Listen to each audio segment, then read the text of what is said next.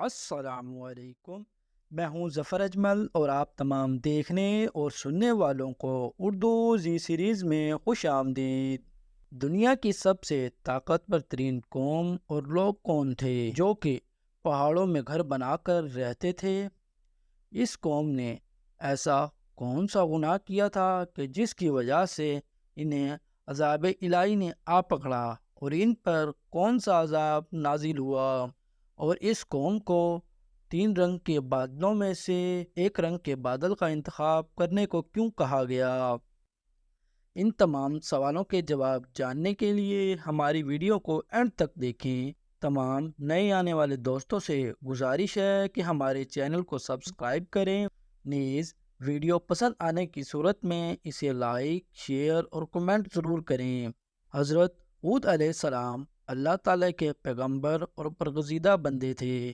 آپ علیہ السلام حضرت نوح علیہ السلام کی اولاد میں سے تھے۔ آپ علیہ السلام کا شجرہ نسب یہ ہے: ہود بن عبداللہ بن رباح الجارود بن عاد بن ارم بن سام بن نوح علیہ السلام۔ آپ علیہ السلام کا تعلق عاد بن اوس بن سام بن نوح قبیلے سے تھا۔ یہ لوگ عرب تھے جو کہ ملک یمن میں موجود وادی مغیث کے ایک علاقے حقاف میں رہتے تھے۔ یہ علاقہ ریتیلے پہاڑوں پر مشتمل تھا اور سمندر کے بہت قریب تھا، جسے الشہر بھی کہا جاتا ہے، جیسا کہ قرآن مجید میں ارشاد ہے۔ اور قوم عاد مغیث نامی وادی میں رہائش پذیر تھی۔ ان میں سے اکثر لوگ مضبوط اور اونچے ستونوں والے گھروں میں رہتے تھے۔ قرآن مجید میں اس بات کا ثبوت موجود ہے، جیسا کہ ارشاد باری تعالیٰ ہے۔ ترجمہ: کہ آپ نے نہ دیکھا کہ آپ کے رب نے کیا کیا عاد ارم کے ساتھ جو اونچے ستونوں والے تھے۔ پیارے سامعین، یہ لوگ حضرت نوح علیہ السلام کی کشتی میں سوار ہونے والوں کی اولادوں میں سے تھے، جو کہ حضرت نوح علیہ السلام کی وفات کے کچھ عرصے بعد ہی دوبارہ بت پرستی میں مبتلا ہو گئے۔ یہ لوگ 3 بتوں کی پوجا کیا کرتے تھے: سمد، سمود اور ہیرا۔ قوم عاد ایک ایسی قوم تھی جو کہ بڑے ہی طاقتور تھے۔ یہ لوگ کافر، انا پرست، متکبر اور پرلے درجے کے ظالم تھے۔ ان کا قد 40 ہاتھ یعنی کہ 40 فٹ جتنا لمبا ہوتا تھا۔ یہ قوم 800 سال سے 900 سال کی عمر تک زندہ رہتے تھے۔ یہ نہ تو بوڑھے ہوتے تھے اور نہ ہی بیمار۔ نہ ان کے دانت ٹوٹتے تھے، جیسا کہ بڑھاپے میں بوڑھے لوگوں کے دانت اکثر ٹوٹ جاتے تھے۔ نہ ہی انہیں کوئی کمزوری ہوتی تھی، بلکہ ہمیشہ جوان اور تندرست و توانا رہتے تھے۔ بس انہیں صرف اللہ تعالیٰ کی طرف سے موت آتی تھی، اور ان لوگوں نے بتوں کو اپنا معبود بنا رکھا تھا۔ حضرت نوح علیہ السلام کی وفات کے بعد اللہ تعالیٰ نے حضرت ہود علیہ السلام کو قوم عاد کی طرف نبی بنا کر بھیجا۔ آپ علیہ السلام نے اس قوم کو دوبارہ اللہ تعالیٰ کی طرف بلایا، جیسا کہ قرآن کریم میں ارشاد باری تعالیٰ ہے۔ ترجمہ: اور عاد کی طرف ان کے بھائی ہود کو بھیجا۔ آپ نے کہا، اے میری قوم، عبادت کرو اللہ تعالیٰ کی، نہیں ہے تمہارا کوئی معبود اس کے سوا۔ ان لوگوں نے آپ علیہ السلام کی یہ بات سن کر آپ علیہ السلام کو چیلنج کر دیا، اور وہ کہنے لگے، اے ہود، کیا تم اس لیے آئے ہو ہمارے پاس کہ ہم عبادت کریں ایک اللہ تعالیٰ کی، اور چھوڑ دیں ان معبودوں کو جس کی عبادت کیا کرتے تھے ہمارے باپ دادا؟ لے آؤ ہم پر وہ عذاب جس سے تم ہمیں ڈراتے ہو، اگر تم سچے ہو۔ حضرت ہود علیہ السلام نے ان کا یہ چیلنج قبول کیا، اور آپ علیہ السلام فرمانے لگے، واجب ہو گیا تم پر تمہارے رب کی طرف سے عذاب۔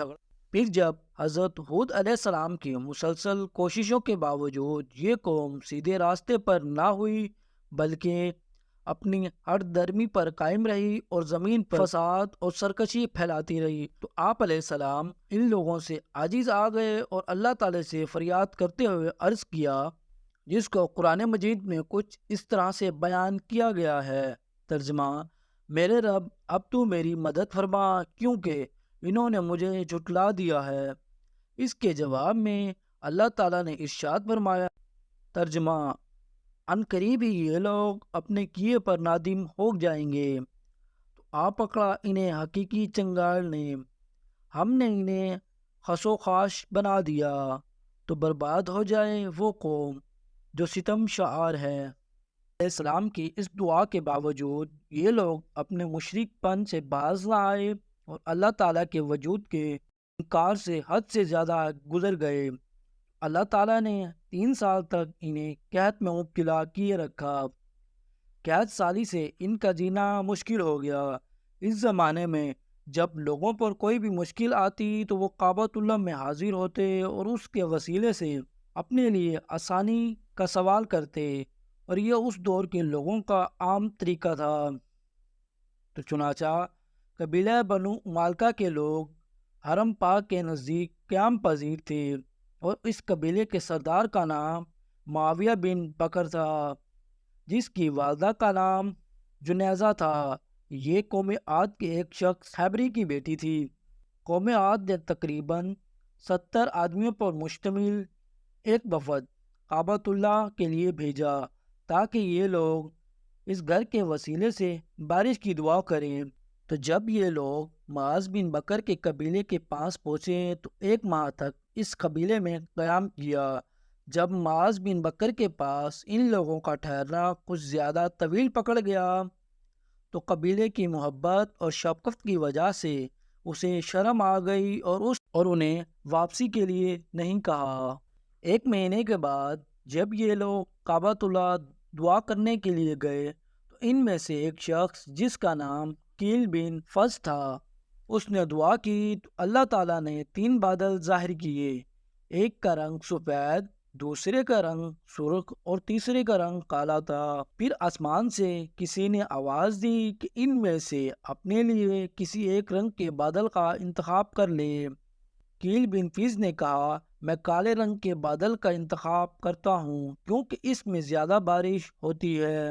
پھر آواز آئی، تو نے نہایت ہی جلی ہوئی راکھ کا انتخاب کیا ہے، کوئی بھی فرد نہیں بچے گا، سب فنا ہو جائیں گے، نہ باپ بچے گا نہ بیٹا، تو نے تمام کے لیے ہلاکت مانگ لی ہے۔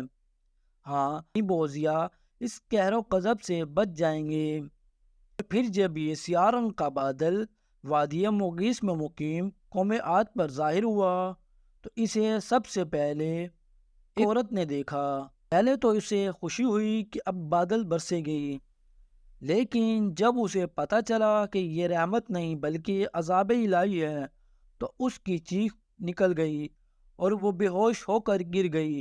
جب وہ ہوش میں آئی تو لوگوں نے پوچھا کہ کیا ہوا، تو وہ بولی، میں نے ایک ہوا دیکھی ہے جس میں آگ ہی آگ ہے اور کچھ لوگ اسے ہماری طرف ہی لے کر آ رہے ہیں۔ 7 راتوں اور 8 دنوں تک مسلسل ان لوگوں پر مسلط رہا اور کوئی بھی فرد قوم عاد کا زندہ نہ رہا۔